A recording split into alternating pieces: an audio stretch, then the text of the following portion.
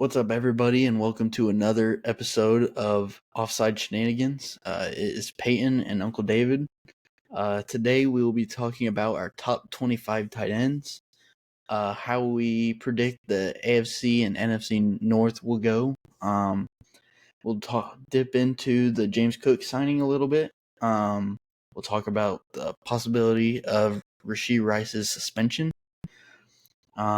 Who our sleeper and bust candidate is this year, and each team's untouchable asset is. To start the tight ends, I have Brock Bowers as one.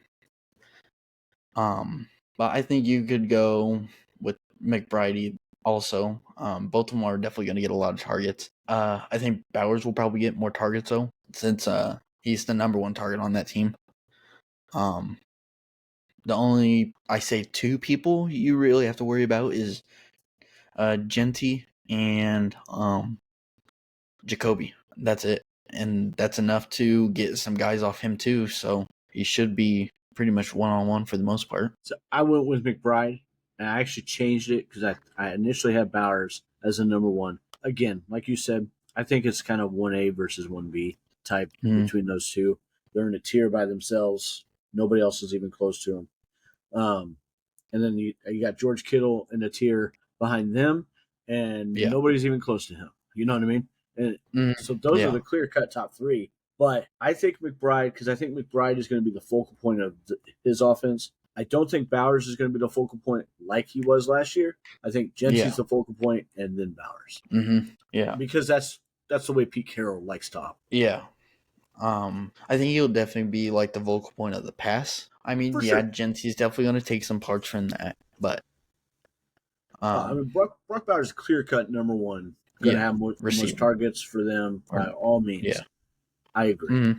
I just think McBride's probably going to have more. If you ask me who's going to end up with more touchdowns, I would guess Bowers. Yeah, over McBride. I mean, McBride had it was an ungodly amount of catches. Was he at 100 before he caught his first touchdown pass last year? He might have been. I think it was really close, but I think he was setting all sorts of records last year. It was crazy. I could see that change. I think that they may make a focal try to make sure he gets some other touchdowns early on in the season. Yeah. Mm-hmm. He's so talented. Yeah. Then number 4, I have Kelsey. He's definitely going to get targets. He always gets targets. Last year, he was still getting targets. He had an off year last year, but it's still top 5. He was still top 5, and he had an off year. He had an off year, but he had 97 receptions last year. Yeah. But he had, in the middle of the season, he had that where, he didn't hardly do anything. And I think that's kind of what scares people. I think most people would be shocked to find out that he had 97 receptions last year. He was the number 5 tight end scorer last year for fantasy. So it's not like he was just god awful by any means. Yeah, he's still top 5 tight end. Just rough patch. For sure. Number 5, I have Tyler Warren. I think he could be the vocal point of that offense receiving wise. For a lot of the check downs. I was gonna say, especially if AR is the starting. Yeah, they tried using tight ends the last couple of years. They just never had that tight end that was really that good. I had high hopes for Jelani, but he kept getting hurt. Yeah, I was about to say Jelani. Yeah, he couldn't stay healthy at all. Yep. I had a lot of hope for Jelani Woods, but I think that experiment's done now. I mean, especially definitely done. Tyler Warren I would liken him to Brock Bowers, to be honest. I think he's that talented and that good. I could see the same kind of – I'm not saying he's going to come out and set the record that Bowers has set, but I think he is as talented as Brock Bowers. And depending on how they utilize him, either way, I think he's going to be really, really good. I've got him at number 6. Ertz at 4, and Kelsey at 5. Yeah, I have Ertz at 6. At 7, I have TJ Hawkinson. I mean, great player. It's just rookie or pretty much rookie quarterback this first season that he's going to play. I think it could have a rocky start. I mean, they could start out with great chemistry. I don't know. But I have him at 7, and then Laporta at 8. Same. Just not sure how that offense will run pass-wise. How I'm the offense coordinator will is a little more successful this year than he was last year. Yeah. He was the number one scoring tight end in 23, but number 8 last year. Yeah. I don't know what happened. If like them getting another tight end involved and Wright, it was right? I think that was part of it, but he just didn't have as many targets as he had before. And I think part of that was the emergence of Jamison Williams and Jahmyr Gibbs. Yeah. Gibbs took it to a different level last year than he did the previous year. Part of that was Monty's injury, but I mean, Jahmyr Gibbs, that dude is so underrated. Remember when everybody was like, holy cow, how did they trade DeAndre Swift and then draft Gibbs so high? They drafted him too high. I don't know. I mean, it paid out big time. And it sucks to say that, but it paid out big time. After Laporta, I have Evan Ingram, which I think he'll be really good this year with Bo Nix. He'll be pretty much his second option. And that's a really good second option. I mean, he even did good with Trevor Lawrence. Yeah. And I do not like Trevor Lawrence at all. That's hard to do. Yeah. I agree. I think I've got Evan at 10. I really like Tucker Kraft and what he's done the last couple of years. And I think he continues to take another step, and that's why I put him at 9. Just because I think that we've seen the peak of Evan Ingram. We haven't with Tucker, and I think that Tucker makes that step this year. Yeah, I have Kraft at 10. Yeah, I'm, again, a high option on that team.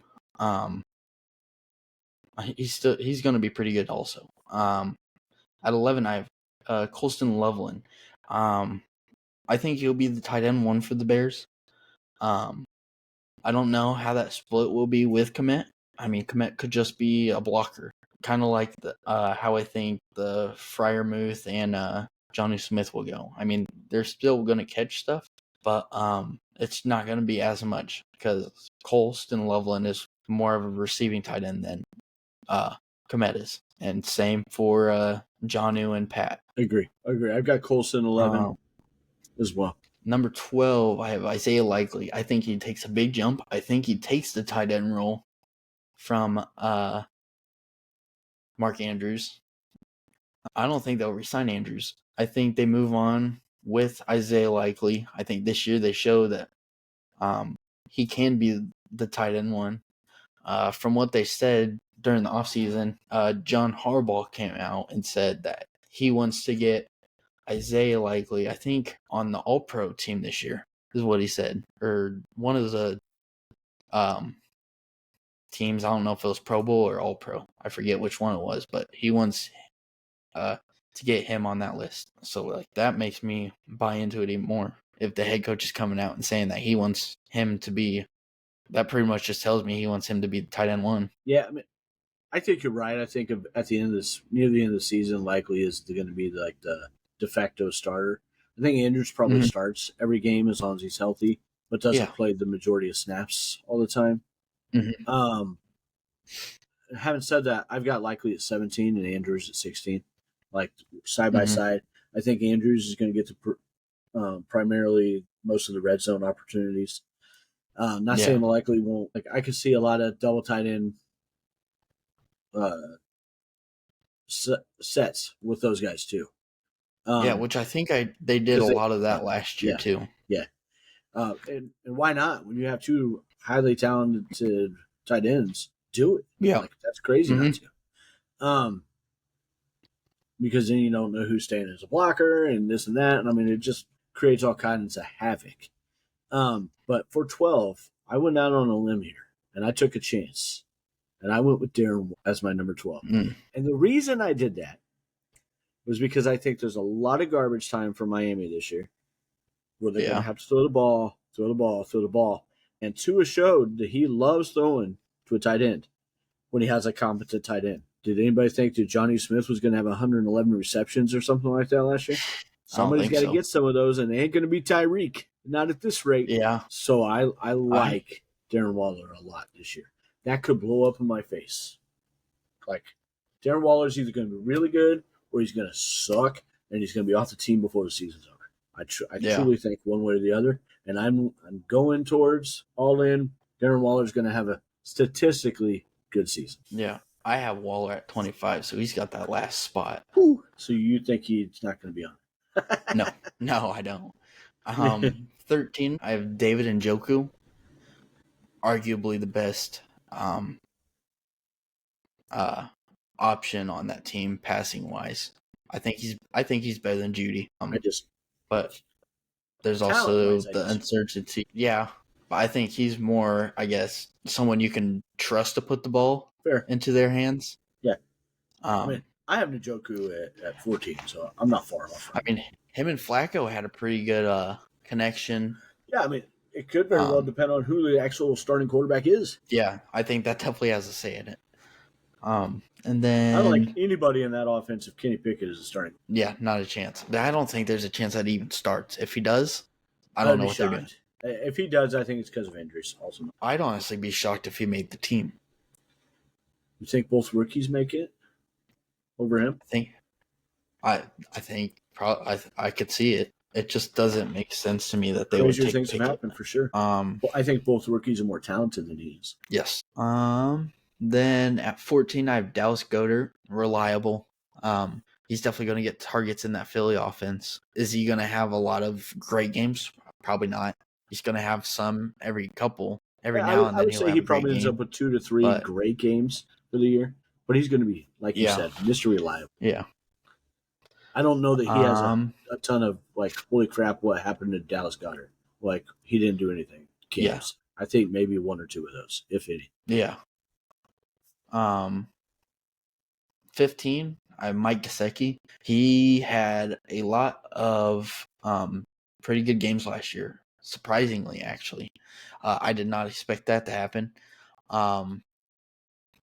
He fit in pretty well with that Bengals offense. I think it benefited everybody having a pretty good tight end. Even with his speed, Gesicki's a pretty quick tight end. And I think he just fit in very well, especially towards that end of the season. I love the fit with him in Cincinnati. Joe Burrow likes his tight ends. He doesn't feed them as much as he does his receivers by any means, obviously. Which is understandable. Yeah. He's got the best receiving tandem, probably in the league, right? But Mike Gesicki is really good. I had him higher, around 15, 16, but I dropped him because of the addition of Noah Fant, and I don't know how to anticipate how that's going to impact. I'd think be it does impact if Fant has an impact. I think it does. Really? I don't think it does enough to rank Fant too high by any means. Yeah. But I think he takes enough away to lower the expectations of Gesicki. Yeah. But I hope Gesicki says, no, man, this is my job. Yeah. I hope that happens. Because I like Mike Gesicki too. And I hated the way Miami did him. 16, I have Cade Otton. I thought he would be a really good tight end, but that kind of blew up on me because, he's good, but he just doesn't get he struggled to stay healthy. I was expecting. I don't think so. Okay. I think for the most part, he doesn't miss games. He just doesn't really get those target shares. I think Cade is more of a poor man's Dallas Goedert. Yeah. Where he's very reliable. He just doesn't have as many points consistently as Goddard does. But you could do worse than him, tight end wise. Yeah. I just don't think that there's high upside with him. Yeah. 17, I have Mark Andrews. 15 for me. Otton's 15. You said you have Andrews at 17? Yeah, Andrews at 17. Again, I think he takes a step back at least towards the end of the season. 18, I have Dalton Schultz. I think he's a good tight end. Last year, I thought he was going to be better than what he was. Last year, he ended up being the tight end 20, so not really great at all. Yeah, I was a little disappointed with Schultz in that spot. Yeah. For that. I've got him at 20 this year, and Jonnu Smith at 18. Yeah. I think last year he did end up getting hurt too, which that didn't really help, but still wasn't that great of a season either. He did, yeah. I think that he's also got some talented players behind him that are just talented. They're not as talented as he is, but just talented enough, like Brevin Jordan, to kind of take some get their share. Yeah. Yeah. 19, I have Kyle Pitts. He definitely has high upside. I'm not saying that he doesn't, but he just hasn't shown anything to me to make me be like, oh, he deserves to be in this top 15. He has not shown much, honestly. I mean, last year he was I've got top Pitts at 15. 23. The talent But, is much yeah. more than that, but I mean, you can't trust him to do much now. Yeah. Until he shows otherwise, I don't trust him for a high end. Like I like him as a second tight end. Yeah. On a I don't roster. think he'll be a starter. In a 10 or 12 team league. I don't normally run 2 tight ends on my roster because I feel like there's enough to pick up waiver wire if I need to. If in a deeper league, I might want to draft a second tight end just because that depth becomes a little bit harder to find later on. Yeah. But yeah, I mean, he's more of a tight end 2 to me on your roster. Yeah. 20, I have Johnny Smith.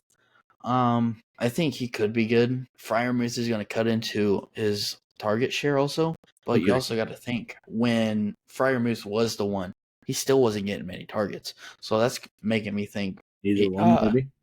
Yeah, neither one of them is really going to get many targets. They're already going to be splitting him and who is that other tight end? Howard? Dwayne Washington? Or not Dwayne. Yeah. But I know who you're talking about. Washington. Darnell Washington. They were already splitting, and neither of them really had that many targets in the first place. I understand that theoretically Pittsburgh upgraded at quarterback, but it's still not a great quarterback situation. I don't think Rodgers is good. I don't. I think Steelers will suck this year. Rodgers is good statistically. He is. This year or recently? Yeah, last year he was. Well, when he was force feeding Devontae, before that he sucked again. Stats are the stats. All right, he ain't gonna have Devontae this year, so we'll see how he does. Anymore. I don't think he's a winning quarterback. I still don't think he'll be good this year. And that's what fantasy points are based off stats, right? I guess he only has one receiver this year, so we'll see how good he is. Exactly, and that's why I like the duo more than most probably do. Really? The problem is I don't like it. That I think that they split a lot, and that's why I don't have either of them ranked too high. Because I got Freiermuth at 21st along with Jonnu at 18. I have Jonnu at the 20 spot and then Muth at the 21st. I think there's at least 17 other tight ends that are worth rostering or starting before those guys now. Yeah. Until proven otherwise. And 2 of them play on the same team. Yeah. 22nd, I have Hunter Henry. I mean, he'll be a safe bet. You want to talk about reliable? Yes, he'll be reliable tight end. I mean, he's one of the top targets. He still had a pretty good season last year with Drake May. I mean, tight end 12. I could see the argument of him being higher up on the list. For sure. Of course, the addition of... Is that what he was last year? Yeah. Yeah. We may have him ranked too. I mean, I could see him losing some targets because Stephon Diggs is there, but I don't think it's enough for it to really change that much. No, I probably should have had him higher. Now that I'm talking about it. At 23, I had Kincaid. I'm not sure how to feel about Kincaid. I got Kincaid at 24, and I worried that that's too high. But I had high hopes for Dalton Kincaid last year. He has. I think this is a make or break year for him. I mean, he has upside.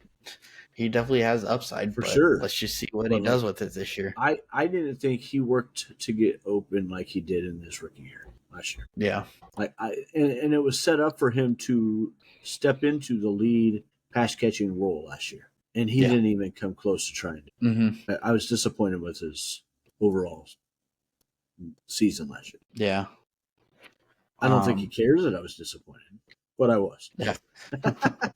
I mean, maybe he'll be listening to this, and be like, "Oh man, that's terrible. That's maybe brutal. I'll do better this year." Better, yeah. If he does, then something else is wrong. After Kincaid, I have Jake Ferguson. I mean, he's a good tight end, also reliable. Yes, agree. Possibly, last year he was 25th. I think he was dealing with an injury also, but also missing Dak probably also affected him. Yeah.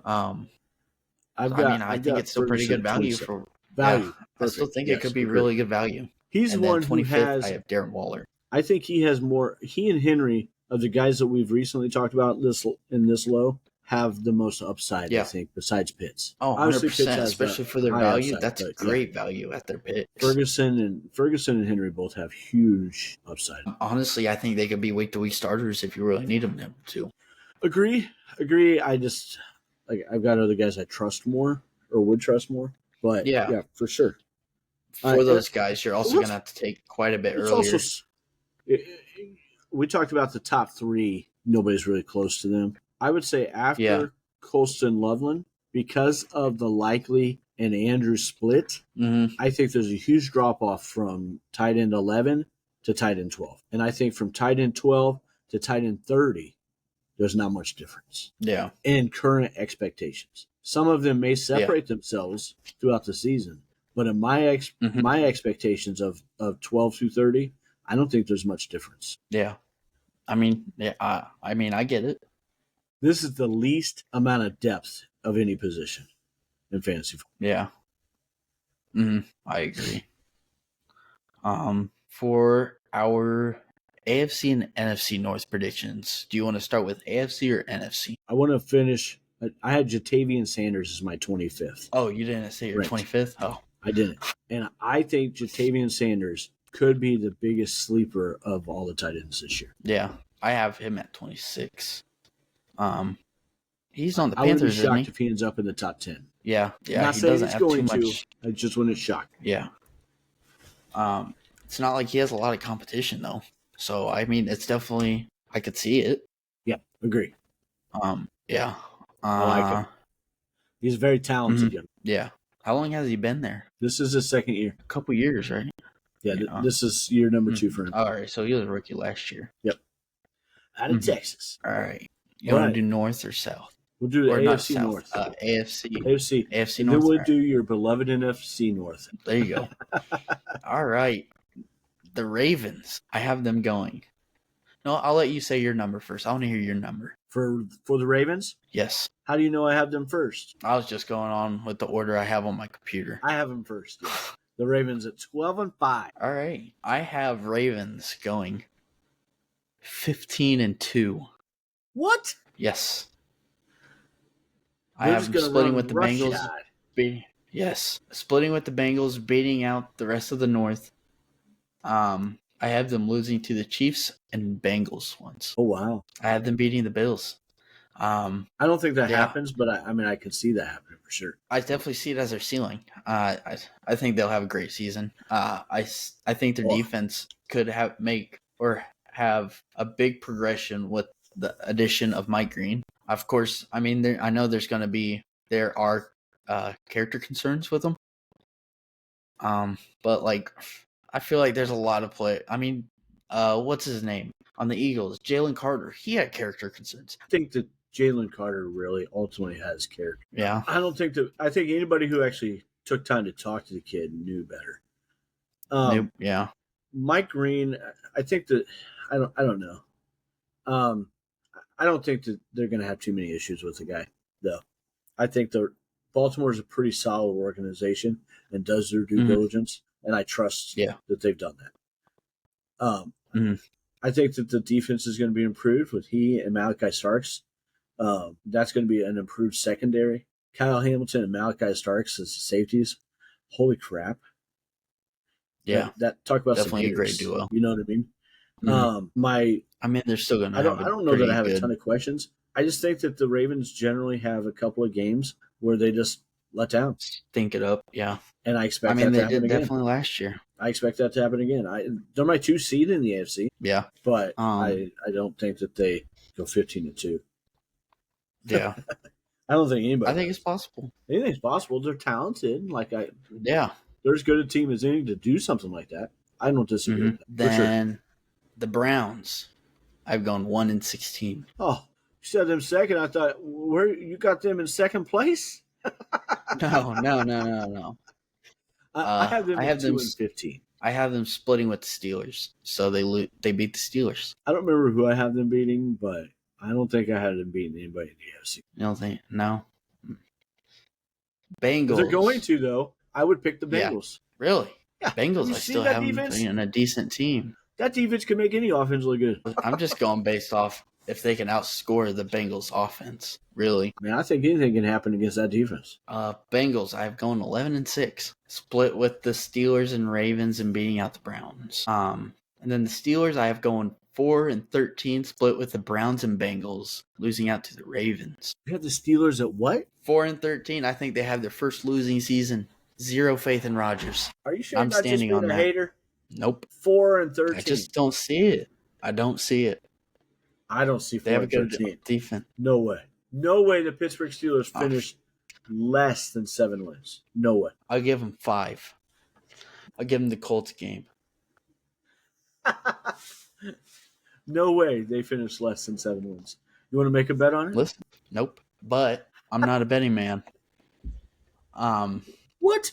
But no, I don't see them being good. I do not. I got the Steelers at 9-8. I think Tomlin gets his first losing season because of Aaron Rodgers. Do you think he leaves after this year? Then? If he doesn't have a winning season, I think he could get fired. No, that's not happening. I think he could get fired. You don't think so? In no way do I see Mike Tomlin. Even I just don't. If they went 0-17, maybe, but that's not happening. I just don't understand why they keep keeping him. Yeah, you're making the playoffs, but you're first round exit every year. I've seen Steeler fans. Steeler fans have even came out and said, "All right, something's got to change." Steeler fans are spoiled and they don't get how lucky they are. Dude, yeah, you understand that your team was clamoring for him to get traded to the Bears as the head coach, right? Exactly. He's got to get fired first. He ain't getting traded. It's too late now. We got Ben Johnson. I'm good now. But no way. Something's got to change for the Steelers. What's going to change? They ain't going to get rid of their. But they're just good enough for that not to happen. Aaron Rodgers is not going to go out that way either. You think he retires after this season? I wouldn't be shocked. I actually thought he was going to. I didn't think he was coming back. Me neither. But I think he's coming back because he didn't like the way he went out last year. And then what was the record last year? 9-8. It wasn't 4-13. No, they weren't 9-8. They didn't have a winning record. I think they were 6. Yeah, they did. The Jets? No, they had a win. Oh, the Jets. Oh, I thought you were talking about the Steelers still. I have no idea what the Jets were. Aaron Rodgers. They were 6-11. I have no idea. Were they? Yeah. See, I'm not that far off. 4-13. You understand what the Jets head coaching was last year? Steelers have Arthur Smith. It can't get. And they still have Mike Tomlin. I mean, it's about the same. Like the coach. No. Yeah, but Mike Tomlin's more of a defensive coach. I don't care. Their offense still is going to suck. Mike Tomlin is too good of a leader, too good of a coach. That ain't happening. Not happening. We'll see. I still think they're going to be bad, but that's just me. It's not happening. I think it's possible. I think it's possible that he does have his first losing season. That's not what I'm predicting. I'm predicting 9-8, but I honestly can think that that's a possibility. 8-9, 7-10 are not complete out of the ordinary. I'm not saying that can't happen, but I am saying they don't win less than 7 games. No way. I think it's possible. What do y'all think? Tell us. Leave some comments to tell us. I think I'm right. I know for you're the not. NFC North. I'm right. I have the Bears going 12-5, splitting. I think all of the NFC North splits with each other. That's fair. I do too. The Bears have a pretty easy schedule this year. I mean, look, the Niners, they're not going to be as good as they always been. Browns suck. I don't think the Steelers are good. The Giants, nope. The Giants, I think they could beat the Bengals. The Saints, they're bad. They kept it close with the Commanders last year. Is it at Cincinnati? And the Bears were. I don't know. Okay.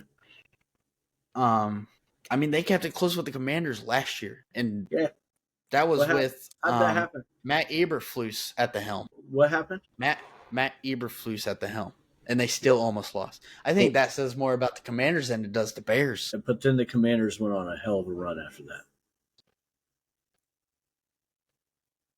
Yeah. There's no looking back. All I'm saying is I think it's possible the Bears win. I got the Bears at close last year. I just think it's possible. Tied for first, actually in second. Yeah. In the playoffs, Phelps. I'll take playoffs. Playoffs.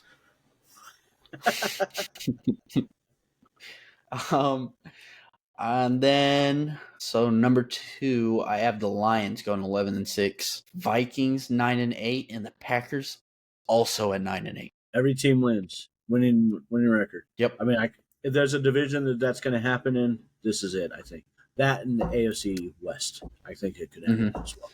The NFC North is the best division NFC North is the best division in the NFC. I don't think it's close. So you and I had talked previously about this, and I agreed at that point. I actually think it is. It's very close, and I think that there's another one that's just a bit better, and that's the AFC West. Do you? I don't think it's by a ton. I'm talking about just the NFC though. Oh, and the NFC, yeah, it's not even close. Yeah, agree, not even close.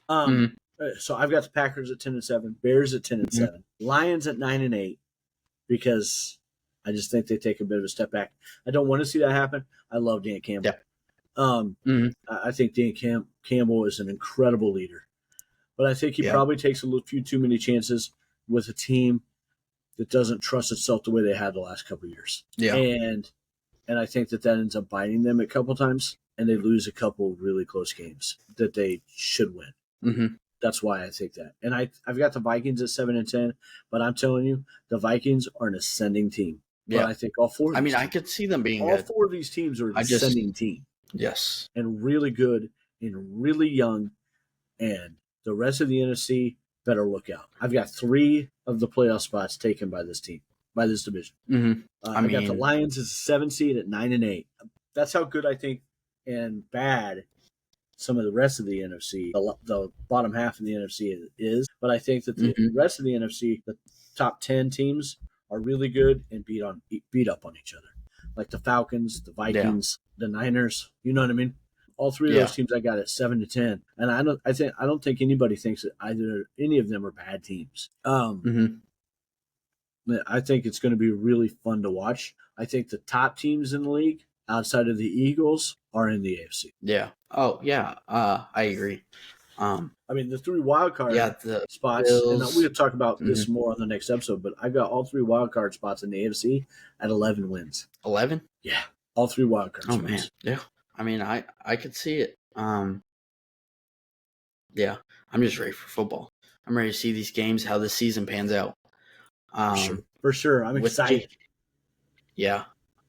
James Cook has officially been extended. It's about time they did 4 years, $48 million, so 12 a year, what we thought was going to happen. I think that's what he was trying to get to. I think he was in that 12-13 range is what he was trying to get. Yep, that's exactly. $30 million guaranteed, I think, out of that. Yeah, something like that. Million. Yep. I mean, I'm not surprised. I still think it's a pretty good deal. If he didn't play, but they're a much better team, much more dangerous team with him. Ray Davis stays as depth, becomes a starter, and I think Ray Davis is really good, but I think that the team is better off with him being the second option and James Cook being the. I think they take a step back if Ray Davis, not so much with their depth, because I think Ray Davis could be just as good as James Cook. I'm not saying he is, I'm saying he could be. But Frank Gore Jr. is a good guy, good guy, and so is Ty Johnson, but neither of them are Ray Davis. Yeah. To take that backup role and run with it the way Ray Davis can. They've got a great 1-2 punch there right now. Made sense to pay him and keep that going. Yeah, I agree.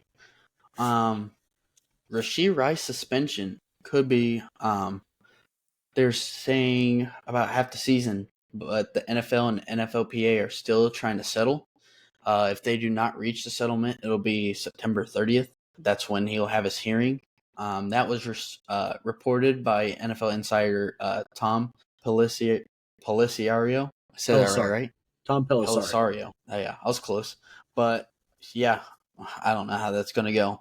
The judge that is going to be ruling on it is the same person that decided the suspension for Deshaun Watson. And I forget how long that was. It was a year. Was it a year? It was a season. I thought that was just sit out, but I could be wrong. Maybe I'm wrong. But I think it was still a decent amount of time. Yeah, it was sizable. So I heard that the NFL wants it to be double digits, and the NFLPA is balking at that, and so that's why they're having a hearing. Mm-hmm. I think it could end up being 8 games. I think it should be more. I think it should be at least 10. You?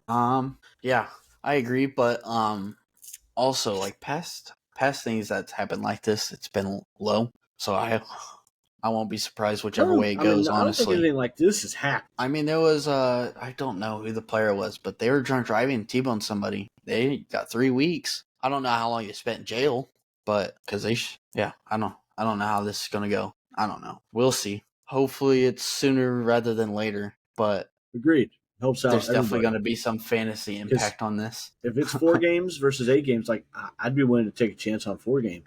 But 8 games, man, like I'm not drafting him very high at all. Yeah. My sleepers for the year, Isaiah Likely. As you saw in my rankings, I've had him top 12.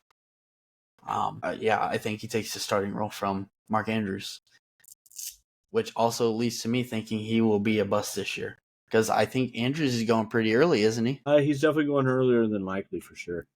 I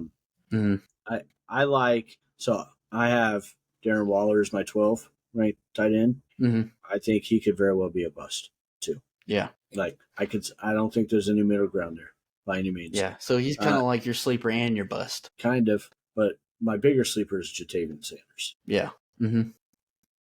Yeah. He definitely has a chance. Yeah. So team untouchable asset.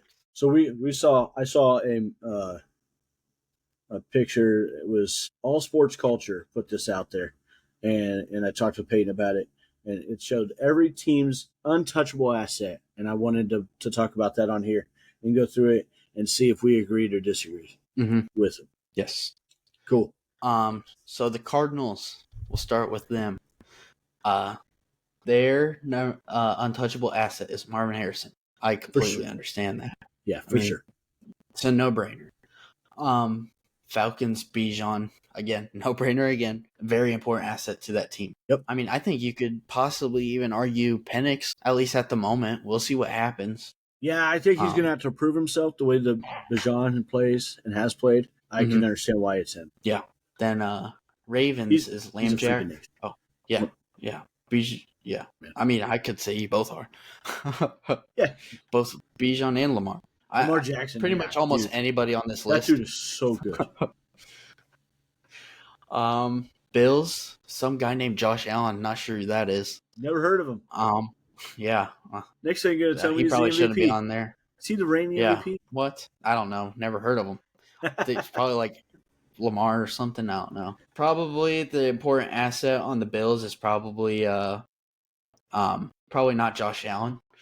Let's skip on later. Panthers, Bryce Young. I can see it. I would say yeah. I can't think of anybody else that would be more important. I think it's probably Bryce. Yeah. Bears. I think at the moment it's Caleb. Depending on how the season goes, it possibly could change to Ben Johnson. I think you could make an argument for Ben Johnson, but right now it probably is Caleb. Yeah. Bengals. This is the one. We were talking about this before we started. Is it Joe Burrow? I do not think so. Or is it Jamar Chase? Jamar Chase. Joe Burrow is not Joe Burrow without Jamar Chase. Yeah. I think it could go both ways. One of them will be very important. Can be Jamar Chase without Joe Burrow. Yeah. But Joe Burrow is just not like how who he is. Jefferson is Jefferson no matter what. Yep. Kirk didn't make Jefferson. Jefferson kind of made Kirk. He kind of did. I mean, we saw what happened when Kirk left. Listen, I'm not saying before any haters who might see this say, "Oh, you say Joe Burrow sucks." I don't think Joe Burrow sucks by any means, but I'm telling you, Joe Burrow is not who he is without the receivers he's got, and they proved that they think otherwise, or they don't think otherwise. The Bengals front office thinks that's true as well because they put so much money into wide receivers and Joe Burrow. They don't have enough room to pay a defense. So they better score the hell out of a ton of points. I mean, they did it last year, most of the time at least. And then didn't make the playoffs. Yeah, that was... And now they think they should go without their best pass rusher. Which was the only bright spot on that defense. And now at the moment, there's 0 bright spots. So that sounds like a Bengals problem, not my problem. The brightest spot they got just tried to take out Joe Burrow in practice. Oh, yeah. Yeah, that's true. Nobody was happy about that. No defensive player, nobody. Shamar. Yeah. Trying to take out one of the prized possessions of your team. You know what? Do whatever makes tickles his fancy. He's fine. Cincinnati. That's fine. Browns is Miles Garrett. I mean, obviously. I mean, he's great. It's obviously but that's Garrett. unfortunate for them that's it because they need an offensive presence. Mm-hmm. And don't get me wrong, Myles Garrett's one of the best pass rushers in the game, but that's not good for them if he's that. Yeah, this was another one we were debating about. The Broncos. I think you could stay with Patrick Surtain. I think he's definitely it. I think Patrick Surtain could be the very best defensive player in the game, but I don't think he's the best untouchable asset for that team because this team is driven by, or this league is driven by quarterbacks or pass rushers to slow them down. And so I think it should be Bo Nix. Yeah, I think you can make an argument for both. Agreed. Surtain is definitely very important on that defense. Does Surtain? Do you think he completely cuts off half the field? Against opposing quarterbacks? I think he definitely narrows down their options. Agreed. I mean, he is a great man-to-man corner. Yes. So he's locking down most corners, or not corners. Wide receiver ones. He's pretty much locked down everybody. I can think. I mean, he's locked down everybody from Devontae to most wide receiver ones just don't have great games when they're lined up against them. Yeah, for sure. That's why I think Bo Nix is more just a little more valuable. Yeah, he won Defensive Player of the Year last year, right? Or was that 2 years ago? Yeah, he did. I mean, he's earned it. He's great, no doubt. Cowboys. That's the jersey I got for the Broncos. Yeah, you gonna switch it to Knicks? No, you're staying with Surtain. Yeah. I don't get a new one unless they leave or trade them. Yeah. Or Cowboys. Somebody else. Yeah. Cowboys they had CeeDee Lamb. I agree with that. I mean, yeah. CeeDee Lamb, he's great receiver, best player on that team. Yeah. Here's another one. The Lions. They have Penei Sewell on there. I don't think he's the most untouchable. Not at all. They're keeping Gibbs. Gibbs is far and away. I think you could also make the argument of Amon-Ra too over Sewell. I think you can make the argument for Hutchinson as well. Yeah. I mean, Sewell's really good. Gibbs. Yeah. They're all really good. Agree. I can understand why they made that pick, but I understand why they made the pick, but I think there's just better options. Packers. It's Jordan Love, I guess. I can't really think of anybody else that would be a more important asset. So agreed. Yeah. Texans. CJ Stroud. Is he a more important asset than Nico Horner? Or not Nico Horner? Oh man. I'm all over the place. I'm in a whole nother sport. Yeah, Nico Collins. I mean, probably because of the position, but I think Nico Collins is more special in his position. Does that make sense? Like he's higher ranked in his position than CJ is. Yeah. But CJ's a quarterback, so it kind of like counteracts everything. But I would argue that Nico is the most untouchable asset for that team. Mm-hmm. The Colts one, Jonathan Taylor. But I think that's debatable also. Yeah. I mean, I get why it would be. He's great, but he does struggle to stay healthy. He's always hurt. But the biggest thing I have with him is I think he's definitely more on the tail end of his career. And so I think Tyler Warren, with the addition of Tyler Warren, that he takes that. It knocks him down. Yeah. The Jags is Travis Hunter. I don't think I agree with that. I think it's Brian Thomas Jr. Oh, I think it's Travis Hunter. Nothing against Brian. I understand him. Brian Thomas Jr. is amazing. And that's going to be an amazing tandem. But I think – so when I say I think it's Travis Hunter, that's on the caveat that I think he's going to play 60% or more of snaps on both sides. Yeah. And I think if he can do at least 60% or more of snaps on each side and make a huge impact on both sides, you can't touch that. Yeah. No matter how great Brian Thomas Jr. is, he can't surpass that. Yeah. Do you agree? I mean, would you agree with that? If Travis Hunter can make a big impact on both sides of the ball. On both sides of the ball, yeah. But I think he's got to show that he can do that first. Nobody else can do on the NFL level. done that. Yeah, in years. Like it's been back in the 40s or 50s, I think. since that's happened. And then the Chiefs. Mahomes, of Nope. course. Yeah. Are you sure it's not George Karlaftis? Yes, it's him. I changed my mind. It's him. Pretty legend, George Karlaftis. That would be pretty cool if it's him, because that makes that much more valuable. Purdue legend. Then the Raiders, obviously Aiden O'Connell, another Purdue legend. I'm just kidding, everybody. Calm down, please. Ashton Genty. No question. Obviously. Yeah. Or know what? You can argue Bowers. Agreed. I think you can make the argument for Bowers. I would still go with Genty, but I wouldn't quarrel with Brock Bowers. It's definitely between them two. I don't think it's really close. Maybe Aiden O'Connell. Not 100% sure, but keep ideas open. Chargers. Justin Herbert. Is it? I think you can make the argument for McConkey. I think we're about to find out. Maybe it's Rashawn Slater. Yeah. We're about to find out. This season's going to tell. Yeah. Unfortunately, I hope that he recovers quick, because that is one talented man. Yeah.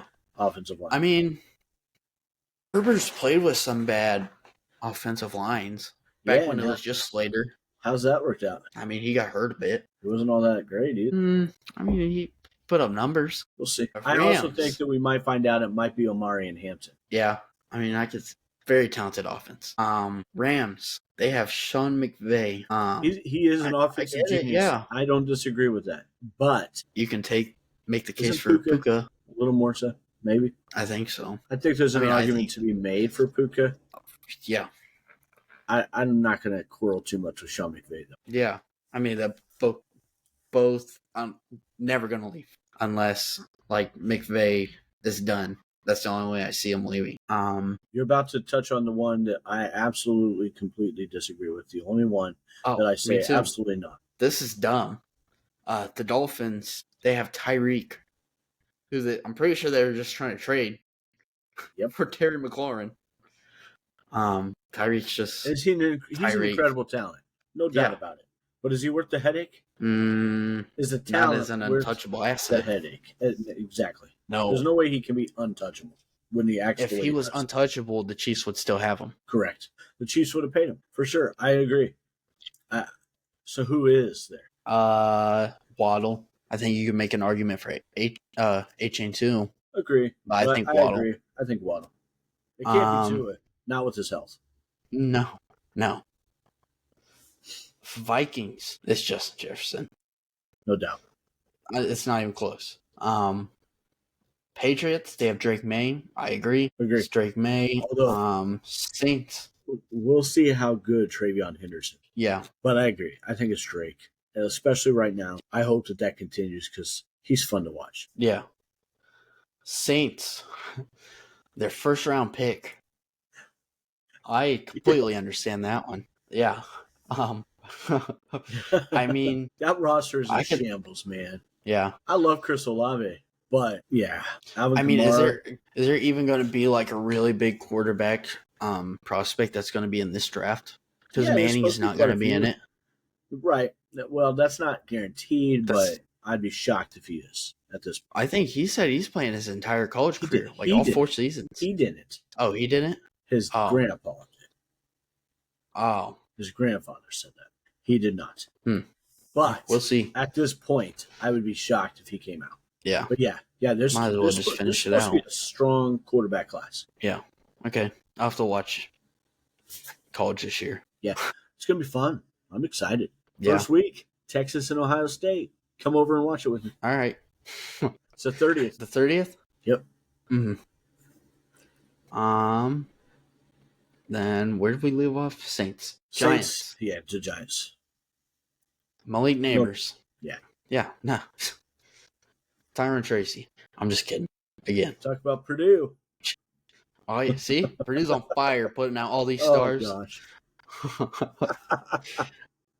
Jets. The Jets. Do you agree with Sauce Gardner? I love Sauce Gardner, but I'm not sure he's Yeah, I think it's Garrett. Unless I think Sauce, you can make an argument for both of them. Sauce was a little suspect last year. And I would think that an untouchable asset doesn't be questionable. You know what I mean? Yeah. Eagles, they have every offensive lineman on that team. Can you disagree with that? No, but can you make an argument for Jalen? Yes, I think so too. I think he is incredibly underrated. Mm-hmm. I think he also gets overrated at times though too. Yeah, Steelers, T.J. Watt, obviously. So. Yeah. 49ers, is it Fred Warner? I don't think so. Or is it Brock Purdy? It's Brock Purdy. They just gave him all that money. I love Fred Warner, staying. but yeah, great linebacker. But yeah, Brock. But yeah, quarterbacks. They're gonna live or die with him at this point. It's always or pretty much always going to be quarterbacks, unless you have like a top 3 lineman on your team, especially when they get paid like. Yes. Then the Seahawks, they have Devin Witherspoon. He's great, but yes. I think JSN. I think so too. But I see why they picked Witherspoon. If there's a cornerback who's going to end up as good as Patrick Surtain, I think it's Devin Witherspoon. Yeah. Yeah. He had a pretty good season last year, didn't he? A very underrated season. Mm-hmm. Buccaneers, they have Tristan Wirfs. I mean, he's definitely a good tackle. I'm not disagreeing with that, good. But I think there's bigger pieces on the team. Bucky. Yeah, I think I ultimately would go with Bucky. You can make an argument for Baker. Baker Mayfield. Yeah, it's Baker. Titans. That's Cam Ward. I think so. Or is it their first round pick? Cam Ward? Or is it their next first round pick? I think the Titans could be somewhat decent this year. I mean, they weren't bad last year. They were just being held back by bad quarterback. QB play. That's a bad roster. Really? Yeah. I mean, Pollard had a decent season. I mean, Ridley's not a terrible wide receiver one. They have a lot of players who are solid. Mm-hmm. Cam Ward's the only one I can think of right now that can be great. It could be great. I don't know that he's going to be, but he's the only player on that roster that could be great. But they have a lot of middling to lower half of players who are ranked in their position. Yeah, I think Lockett could be a little underrated on that team. I like Pollard. I like Spears. I like Lockett. I like Ridley. None of them are game changers. Yeah. None of them are impact players, including Ridley, who's probably the most talented of all those guys I just named. Yeah. Lockett's Lockett prime. Is last year before JSN made that big jump. I mean, he was still playing really good. They just that offense and DK Metcalf for Cooper Kupp. What does that say? All right. That the Seahawks are dumb. Are they? I think so. DK, I don't think they wanted to trade DK. DK just wasn't happy. No. He wasn't going to stay there. And they I don't think did they trade Lockett? I thought he was like on free agency. I'm just saying, like they traded those two guys for no. I mean, Cap Lockett was a free agent signing. I think it's Cap. I mean, they also got rid of Geno Smith and got Sam Darnold. I don't think that's a good trade. And actually, I think Sam Darnold's making more than Geno. No, is it close? Darnold's making around $30 million. I would guess Geno's around. I'd rather have Geno Smith. That's pretty cheap for a quarterback, dude. I know, but I'd rather have Geno, honestly. I don't know. I think it's 6 of one, half a dozen of the other. Let's look at it this way. Sam Darnold had Justin Jefferson and Jordan Addison. Great duo. I'm taking that over DK and JSN. And Geno passed for more yards. I'm taking Geno. Geno passed for more yards last year? Mm-hmm. Geno was top 5 last year. I think actually he was number 2 behind, right behind Burrow. I mean, not right behind. He was still a couple hundred yards behind, but he was number 2, I believe. I gotta look that up. I'm pretty sure. Washington? I'm ready for this. I'm ready to be right. Oh, yeah, Jen Daniels. He was 4th. He was ahead of him. Lamar. Joe Burrow. Jared Goff. Baker Mayfield. Geno Smith. Sam Darnold. Do you want to know how many yards separated them? Probably like 50. 1 yard. See? Geno all the way. Also, you got to think about like the talent difference, though. Do you know how many games Darnold missed versus Geno? Probably 1. I'm pretty sure that he missed 1 and that Geno didn't miss any. Nope, they both had 17. I'm wrong. So 1 yard. Come on. With a way worse team. The Seahawks had a terrible offensive line. He had 3 receivers versus 2. I thought Lockett's out of his prime. He is, but he's still better than any third receiver the Vikings have. Hold up. T.J. Hawkinson. The Seahawks had Noah Fant. What's Noah Fant going to do? Block? I thought we were talking about the linebackers that get, a tight end catches. Wouldn't you take Kenneth Walker catching the ball out of the backfield? I mean, Aaron Jones is really good too. He is, but he didn't catch the ball out of the backfield then. they had faith in the other guys, I guess. I don't know. Like I said, 6 of one, half a dozen of the other. Neither one is far and away better than the other. Geno all the way. We'll see this season. We'll see how Sam Darnold does on that Seahawks team. We'll see. I think he does god awful. I mean, I get he does also lose DK, but I think it's going to be quite a bit less. So would you say that that's one really would be more valuable if they turn the ball over less between the two? This is a trick. Geno Smith loves throwing picks. Yeah, so that's my point. That's a trick. That was a trick question. You try getting me. The Washington I'm too quick Commanders' for that. Untouchable asset was Jaden Daniels. No way. Terry McLaurin. Jaden Daniels far and away. Nope, you know who it is? Montez Sweat. Oh my goodness. Montez Sweat again. Yeah. He was awful last year. Definitely did have a rough season. You were willing to trade him. Yep. For Micah, any day of the week. Especially if it's straight up. Purpose. Listen, would you rather have just Montez or just Micah? Oh, fair enough. But would you rather have Montez Sweat and 3 draft picks, first-round picks? Or, I think it was 2 that we discussed. 2 first-round picks and Montez Sweat or Micah Parsons? I actually think I'd settle on Micah Parsons. Screw that. I'm keeping the firsts. Nah, I'd settle on Really? I think I'm gambling those first-round picks. I am getting a Micah Parsons and a Jalen Carter, and I'm pairing them up with Montez. So I saw a draft or a trade proposal today.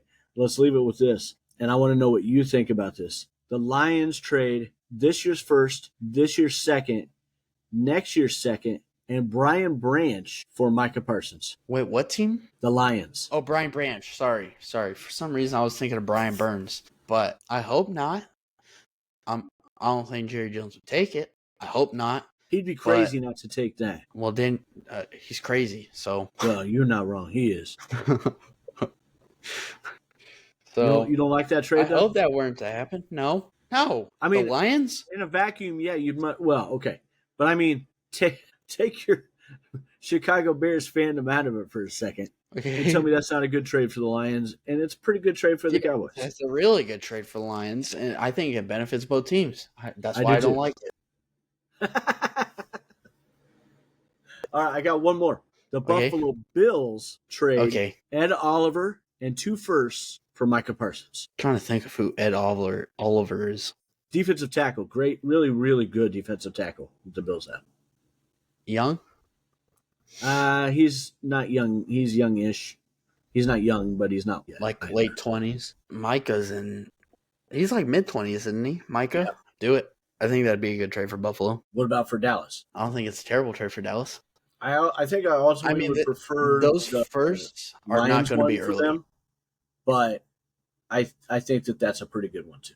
Because like what you're about to say, those firsts are not going to be very high. No, not at all. I think there's a small chance that Detroit's picks are a little higher than what. I mean, obviously there would be 2 seconds, but I think their first could be higher than Buffalo's this year. And you're getting Brian Branch now. Put Micah Parsons on that team, and I think that Micah Parsons and Aiden Hutchinson,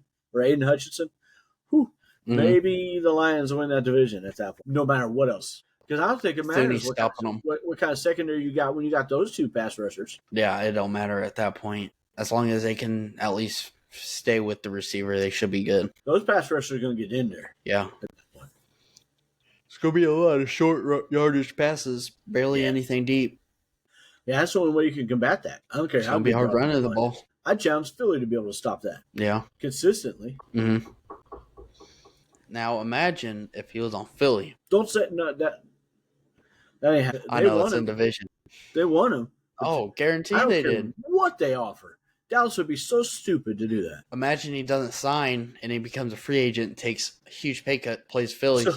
So here's the thing. If he really wants that ring, it ends up happening unless I don't know, but they can franchise him twice after this year. Oh yeah, I forgot about franchise tag. He ain't going to Philly. He's stuck there for 2 years at least. Unless because I think that I don't think that he gives in. I think he sits. And so if he sits long enough and Jerry finally gives in, I don't know, man. I both of them are stubborn. Like I could see where he says I'm sitting and I'm not playing, and Jerry says okay.